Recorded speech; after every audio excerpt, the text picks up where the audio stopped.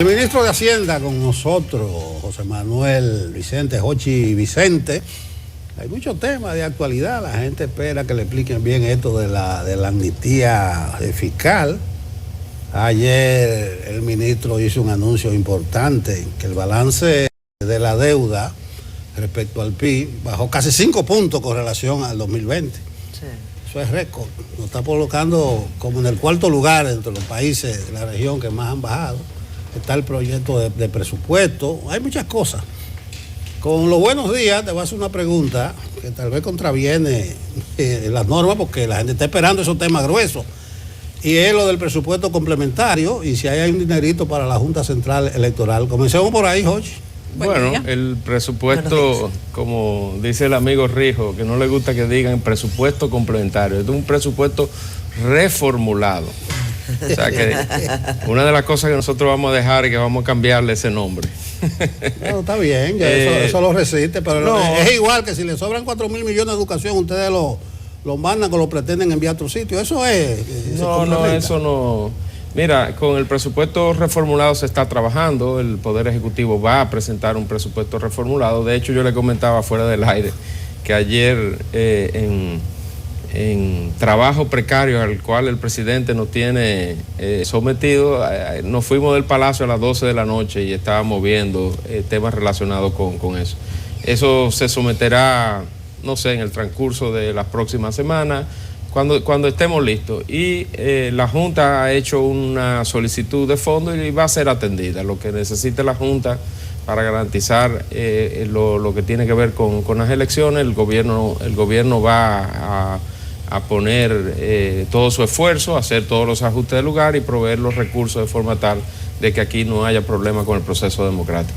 Ministro, hablemos de la amnistía fiscal. Muchas personas tienen dudas, quieren saber cómo pueden acogerse o no al plan, y también responderle a algunos que consideran que la amnistía fiscal es perdonar a los que han incumplido y dañar a los que definitivamente haciendo un esfuerzo mes a mes y año a año para estar al día con sus obligaciones fiscales, en un país en donde definitivamente la recaudación sigue siendo baja. Conforme avanzan los tiempos se requiere de más recaudación y precisamente es bueno explicar por qué hacer una amnistía fiscal. Bueno, lo primero, volviendo entonces al tema de Rijo anterior, yo lo veo no como una amnistía, esto es un proyecto de prescripción de deudas, que coloquialmente aquí se asocia a una amnistía. ¿Por qué el proyecto? Una razón muy sencilla. La DGI tiene un balance de deuda de contribuyentes bastante elevado. ¿Y qué es lo que se da en el día a día? Que ese balance se va incrementando porque esas deudas están judicializadas o están en un proceso de discusión entre la DGI y el contribuyente no acepta, se va para el tribunal y después, bueno, llega hasta la última consecuencia. Ese proceso, desafortunadamente, en nuestro país es muy largo. Entre que la DGI determina una discrepancia, fija su posición, el contribuyente hace su reclamo, su réplica, después se va al tribunal, después sigue subiendo hasta llegar a la última consecuencia, ese proceso puede durar hasta 10 años. Entonces, ¿qué es lo que sucede? Que cuando la DGI, cuando lleva algo al tribunal, en aproximadamente un 70% de los casos el fallo es a favor de la DGI. Entonces tú dirías, bueno, entonces vamos a seguir el proceso y al final del día la DGI tiene ganancia de causa. Pero ¿cuál es el próximo problema? Que cuando la DGI va a cobrar, el contribuyente ya no existe. Entonces, ¿de qué me sirve esa victoria? De que gané en el tribunal, me dieron la razón, pero al final no cobré nada. Entonces, parte de lo que se está haciendo, la lógica detrás de eso es abreviar ese proceso. Es decir, hay que dar algún tipo de incentivo para que el contribuyente voluntariamente rehúse ejercer su derecho. Claro. Y eso es lo que este proyecto viene a hacer. Entonces, una parte importante del proyecto que yo creo que es de suma importancia es que el proyecto está orientado para las medianas, pequeñas y microempresas, es decir, para las MIPYMES. No, el proyecto no permite que un gran contribuyente se acoja al proyecto, al tema de la prescripción de deuda. Y con eso dejamos, vamos a decir que mantenemos un poco el tema de la progresividad en el sistema tributario dominicano. El que más puede que pague su deuda, y nosotros estamos dispuestos a llegar hasta eso sí van a llegar hasta el TCA. Llegaremos hasta el TCA a las últimas consecuencias. Entonces también hay otra cosa que hay que entender. Hay las pequeñas y las microempresas, la verdad es que le da mucho trabajo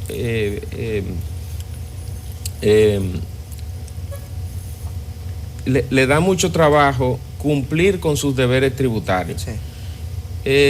Mucha gente dice que el sistema es complejo. Yo digo que no necesariamente es complejo, pero quizás no tienen la habilidad, la educación para llenar los formularios que rutinariamente hay que llenar. Y se dan casos en donde un contribuyente quizás dejó pasar una fecha y vienen entonces los recargos, los intereses. A una micro o pequeña empresa, si le sucede eso, yo tengo ejemplos que me están viendo aquí ahora, de familiares que tienen un pequeño negocio, no saben de contabilidad, le dan la responsabilidad al contable, el contable registra mal y después y el problema surge 6 o 9 meses después, cuando la DGI detecta la inconsistencia, y después entonces la deuda es el impuesto, los recargos, la mora, y la deuda llega a un monto que los contribuyentes no pueden pagar, pequeños no pueden pagar, porque los grandes tienen sus departamentos de contabilidad, pagan los mejores auditores, y bueno, si cometieron un error, que paguen. El proyecto lo que viene es a dar un alivio a esa situación, y eso está concatenado porque nosotros estamos tratando de simplificar esos procesos.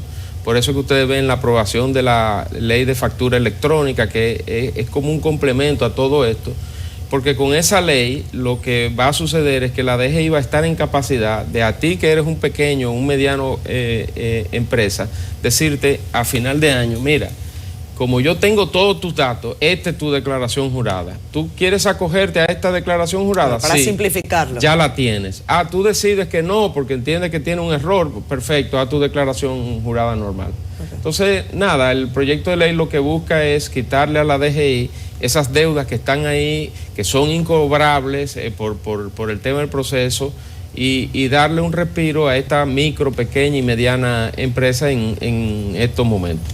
Ministro, cada vez que se habla del endeudamiento, incluso de bonos emitidos, que de eso vamos a hablar ahorita, pero del porcentaje y del techo de la deuda dominicana, eso siempre genera un poco de preocupación en la gente. Se habla del 60%, de que el 50% lo rebasamos hace aproximadamente 2 años. Algunos dicen que ya el 60% quedó atrás. Ayer usted ha hablado respecto de la reducción de la deuda pública. ¿Cuál es el porcentaje real de deuda que tiene República Dominicana y qué implica esos 3-4 puntos porcentuales que se ha reducido? Mira, el tema de la deuda es un tema que se usa en campaña política, vamos a estar claros. No es un tema que hay que coger a la ligera, yo no lo cojo a la ligera, de hecho la mayor parte de mi trabajo es ese. Pero ahora que estamos entrando en campaña política surgen estos temas, y yo lo entiendo. Los políticos lo que quieren es crear algún tipo de emoción en la población que genere alguna reacción que pueda ser capitalizada. Y el tema de la deuda es muy sexy para eso.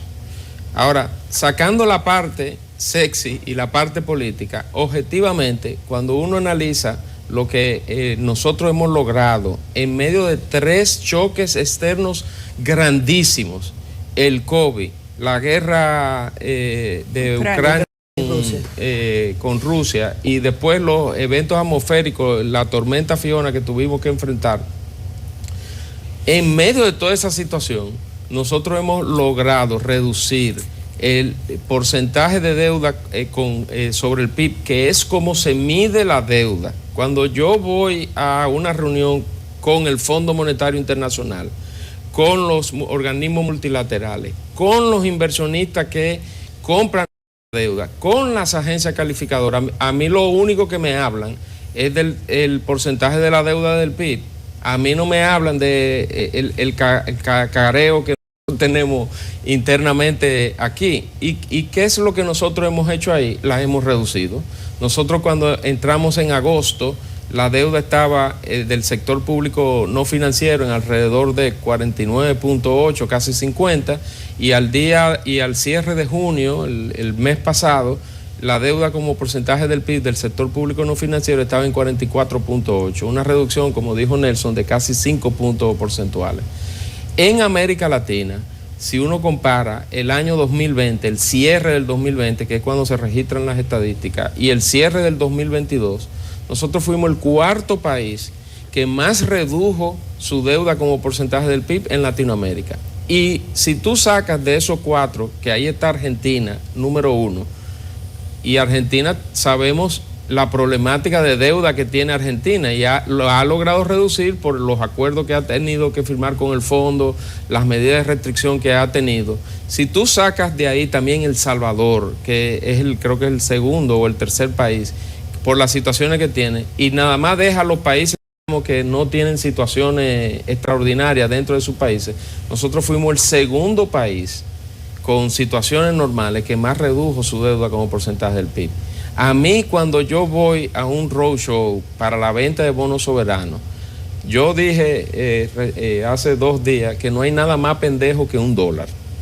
No hay nada más pendejo que $1. Y cuando tú ves que aquí los inversionistas nacionales y los inversionistas locales tienen un apetito tan grande por los títulos de nuestro país, eso te indica algo.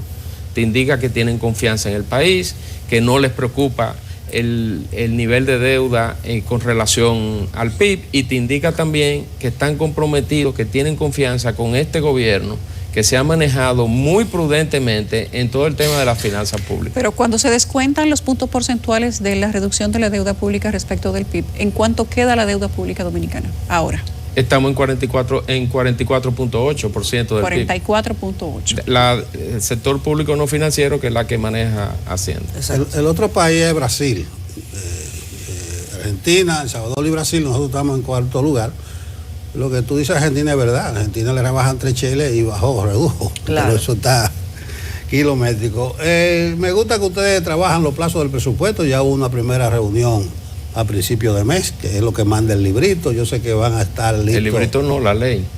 Bueno, eso no dice en términos verbolísticos.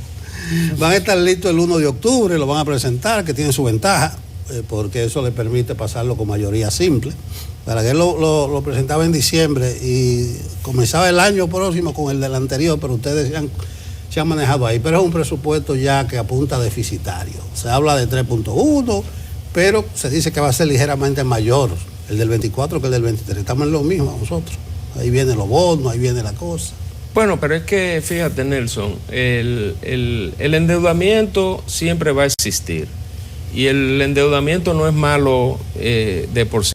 El endeudamiento lo que tiene que ir es dirigido a actividades, digamos que de desarrollo productivo, de desarrollo humano. Nosotros lo que hemos hecho desde que hemos llegado es un proceso de consolidación fiscal que lo reconoce el mismo Fondo Internacional, el Monetario Internacional, en su último artículo 4 de junio. Nosotros venimos de un déficit, obviamente por el tema de la pandemia, de 7.9.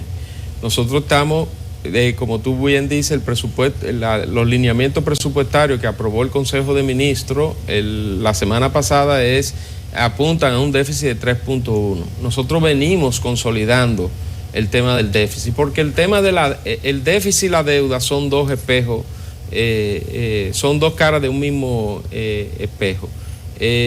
Para poder seguir reduciendo la deuda como porcentaje del PIB, los déficits tienen que ir reduciéndose. Pero es ilógico,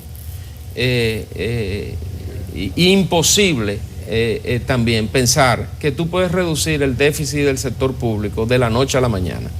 Porque reducir el déficit del sector público es no dar seguridad ciudadana, es no dar salud, es no atender las necesidades básicas que el gobierno está llamado a hacer, porque todo eso es con dinero que se hace. Claro.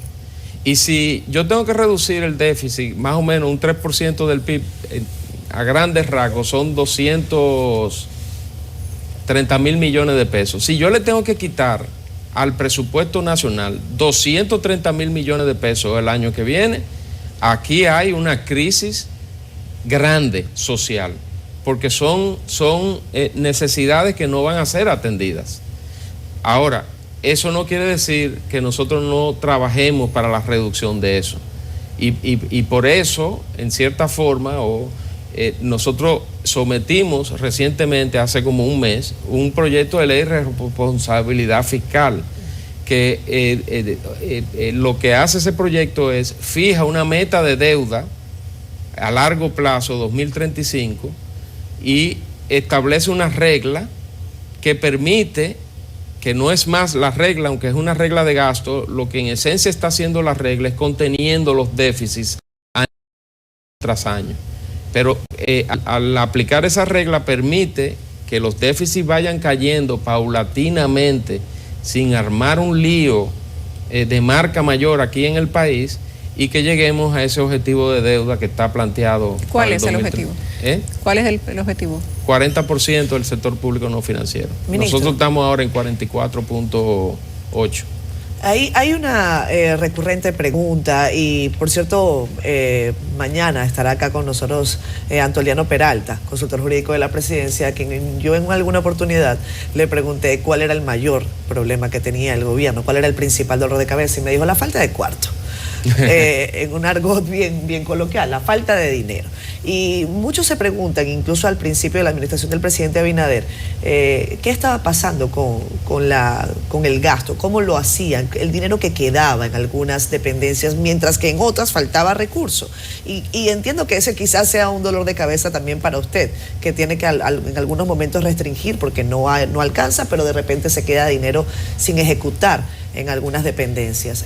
Con respecto a esa arquitectura, me gustaría que usted abundara para comprender las funciones dentro de su dependencia. Bueno, como yo le comenté al inicio, ayer estaba hasta las 12 de la noche en el Palacio, trabajando con el presidente, y parte de lo que estábamos haciendo era eso, ese, digamos que, rompecabezas, de ver qué instituciones requieren más recursos para desarrollar ciertos programas, ciertas obras, y qué instituciones, pues quizás por su nivel de ejecución, porque se le ha atrasado algunos procesos de compra, porque señores, los procesos en el sector público son complejos, y hay que cumplirlos. O sea, a mí me vienen a cada rato que el tema de la ley de compra y contrataciones, cumpla la ley. Si, en vez de estar gritando en contra de la ley, y lo mismo con la ley de presupuesto y la ley de crédito público, si en vez de usted estar gritando que no puedo cumplir, que eso... Esas son las condiciones. Empiece ahora y no estuviéramos aquí. Entonces, la verdad es, eso que dice Antoliano, yo lo comparto plenamente. O sea, manejarse en un nivel... o sea, aquí estamos combinando dos cosas. Ser prudentes por el lado fiscal, con el tema de la deuda y el tema de los déficits, y al mismo tiempo satisfacer necesidades de la población. Las necesidades son infinitas. O sea, nosotros somos un país de ingreso medio. Y bueno, somos un país de ingreso medio, pero en nuestro país todavía hay mucha pobreza. Y esa pobreza el Estado, el gobierno está llamado a través del presupuesto nacional a atender las necesidades y a ver cómo nosotros salimos paulatinamente de esos niveles de pobreza cada vez más. Que en los últimos 10 y 15 años el país ha avanzado enormemente en el tema de la reducción de la pobreza, pero todavía hay pobres. Y tenemos que seguir trabajando con eso. Entonces, nada, la verdad es que es un ejercicio a veces de malabarismo, porque esas necesidades son visibles. ¿Quién está ejecutando peor el gasto en la administración pública? No, este año la ejecución va, yo diría que acorde a lo establecido en el presupuesto. Los ingresos están, a pesar de ciertas situaciones que hay en aduana que tienen su razón de ser, que podemos entrar más en eso. Los ingresos están alrededor de, creo que de un 2.9% por encima de lo presupuestado. Los ingresos crecieron casi un 15% con relación al año anterior, y los gastos han crecido alrededor de un 11.5%, es decir, menos que el crecimiento de los ingresos que el año anterior. Y todas las instituciones, una más que otra, están en línea con su nivel de ejecución. A propósito de que las instituciones están en línea con su nivel de ejecución, en el año anterior se dijo que una parte importante del presupuesto de educación no se ejecutó y que algunas cosas aleatorias al mismo sistema educativo, educación superior, otras instituciones, podrían tener programas cargados al 4% de educación en base a esos fondos que no se usaban. ¿Hay alguna idea de cómo se pueda desde el gobierno central aprovechar mejor todos los recursos del Ministerio de Educación, que se ha demostrado que tiene más de lo que puede usar, sin que eso gestione o genere una situación de crisis de imagen para el gobierno? Mira, los recursos, el año pasado lo que sucedió con educación, que sucede con todas las instituciones, ojo, porque son presupuestos, y uno en la vida normal de uno, tú haces un presupuesto y a veces te pasa, a veces te queda corto, hay situaciones que se dan. Nunca se da el número que te ponen en presupuesto, porque eso sería una fantasía. El año pasado había un tema en educación con unos programas que estaban financiados con fondos de recursos externos, es decir, venían financiados con multilaterales que por ciertas razones se atrasaron. Y como como el gasto está asociado al financiamiento, si el financiamiento no viene, el gasto no se da. Con el 4%, los fondos del 4% tienen que ser invertidos en educación. Nosotros tenemos un gran reto como país en el tema de educación, y lo que nosotros tenemos que enfocarnos, y es lo que estamos haciendo, en garantizar que esos recursos que nosotros, que la población, que el gobierno, que todos nosotros hemos luchado para que esté ahí, para lograr esa mejora en el sistema educativo, se dé.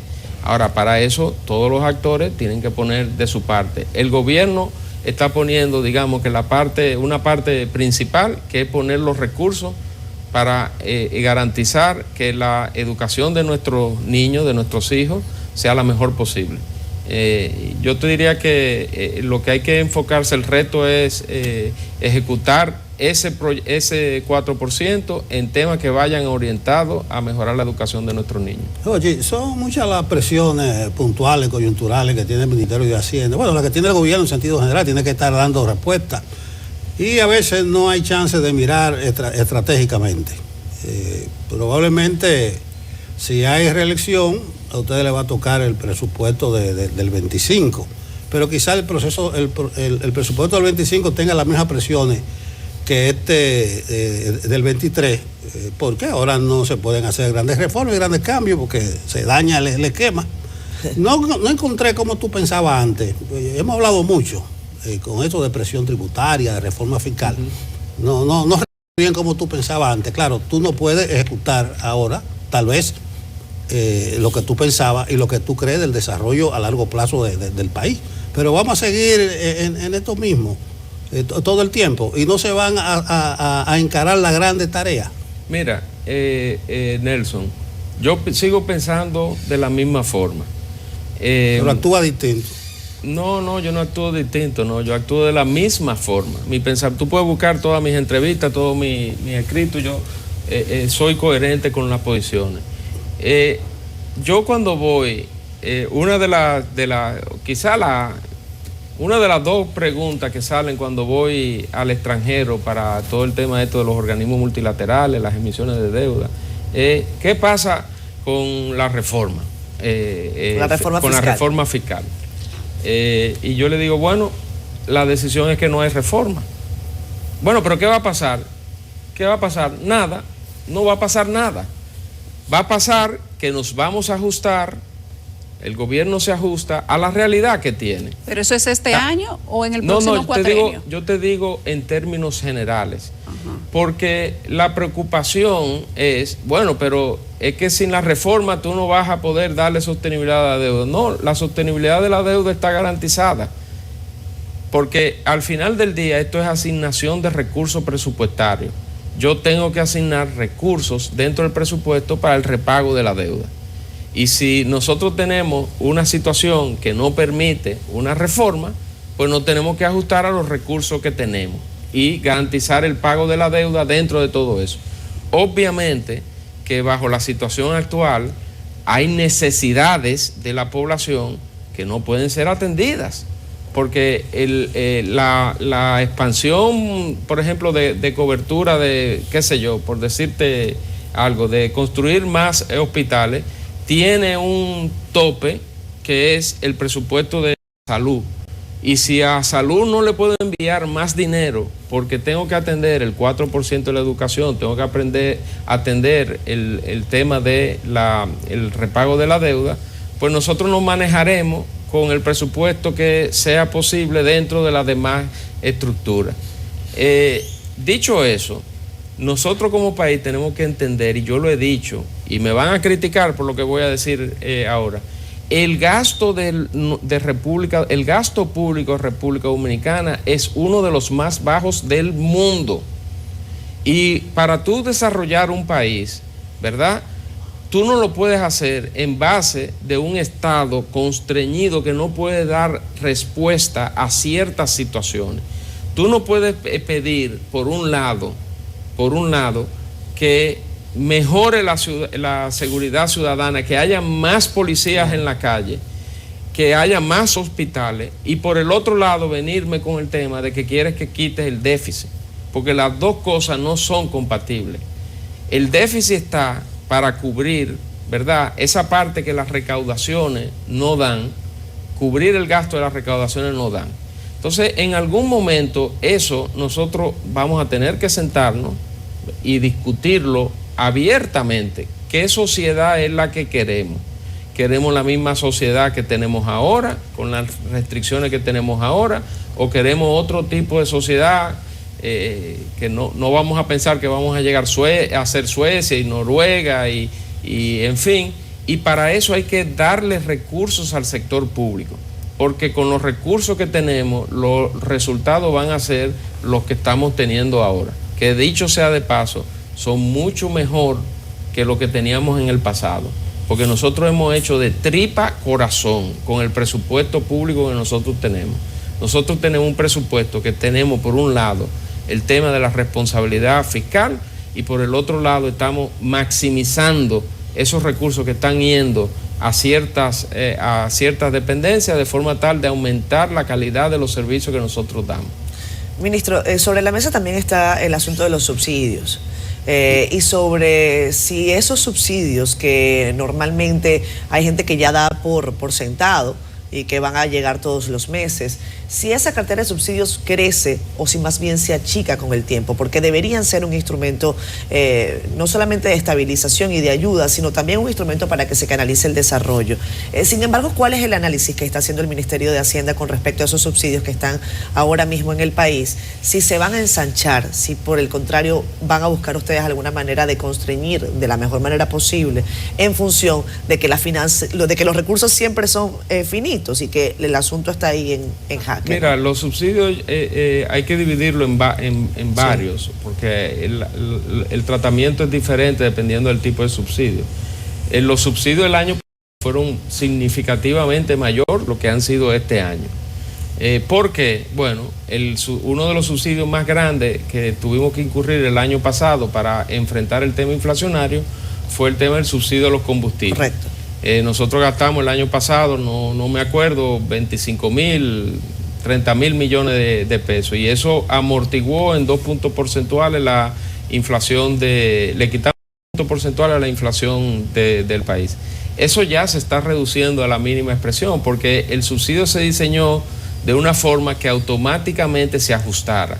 Eso era una de las grandes preocupaciones también que yo recibía por parte de inversionistas extranjeros. Pero los subsidios a los combustibles, ¿lo va a dejar? No, tienen su mecanismo. Cuando el precio baje, eso va a bajar. Tanto es así que en las últimas 6 semanas ustedes han visto que semanalmente el Ministerio de Industria y Comercio ha hecho rebajas ya importante a los precios de los hidrocarburos que se comercializan en el mercado interno. Está también el subsidio de los fertilizantes que se dio puntualmente también para combatir el tema de la inflación. Ese subsidio ha desaparecido. Y hay otro, un subsidio muy pesado, que es el tema del subsidio eléctrico, que en la medida en que los precios ya internacionales del carbón, cuando nosotros llegamos al gobierno, el carbón estaba, si no me falla la memoria, entre 60 y 90 dólares la tonelada, y llegó a cotizarse a 400. El gas natural, nosotros lo recibimos alrededor de 2.25 y llegó, yo no sé a cuánto llegó, a 80, el TTF, que ya esas presiones han ido cediendo. Y en el caso del subsidio eléctrico, es verdad, el subsidio eléctrico el año pasado fue grande, muy grande. Este año va a ser menor que el año pasado, pero todavía grande. Y a medida que esa situación de los precios internacionales vaya convergiendo, pues así mismo va reduciéndose. Pero es muy riesgoso porque depende de sectores externos. Bueno, pero esa es la realidad que tenemos. Esa es la realidad. Decía el presidente en su rendición de cuentas que más o menos ascendió todos esos subsidios, ayudas o programas sociales, 87 mil millones. Eso no lo aguanta nadie, ningún país, el nivel de desarrollo. Pero ni modo, por lo menos en lo que queda de año y el próximo, antes de las elecciones de mayo, vamos a estar haciendo mal con todo lo que necesita el país. Vamos a tener la política, porque tú te quejas de los políticos y de la deuda. No, yo no me quejo de los políticos. No, el que puso la deuda fuiste tú. No, ayer. Los políticos son necesarios en este sistema partidario. No, yo lo entiendo. Nosotros somos uno de los países de Latinoamérica que más orgullo debemos tener de nuestra clase política. Porque lo que se vive en otras partes del mundo no lo vivimos aquí. Aquí lo que estamos en el ring. No, yo entiendo. En la cháchara, el tema y eso es parte del balance, eso es parte del deporte. El balance de la deuda, el voltea. stock, como dicen ustedes, lo pusiste tú ayer. Déjalo por la positiva, porque tiene que cacarear tu huevo. Y la oposición decir que eso no es así, o que no es así, no, que eso no se... Como dice con el gobernador del Banco Central, eso no boronea, eso no se derrama. No se derrama. Los Gracias, temas ministra. sexy de la política. Como Muy dicen. amable. Gracias, Jochi, deje su Gracias visita por de vez en cuando por aquí, que se quedan muchísimos temas. ¿Entiendes? Aquí a las Cordialmente invitado al almuerzo del periódico Caribe. No, él está en una lista negra del almuerzo. No, no, sí. Está vetado al almuerzo. Es que yo vengo a los desayunos, ¿no? Gracias. Gracias.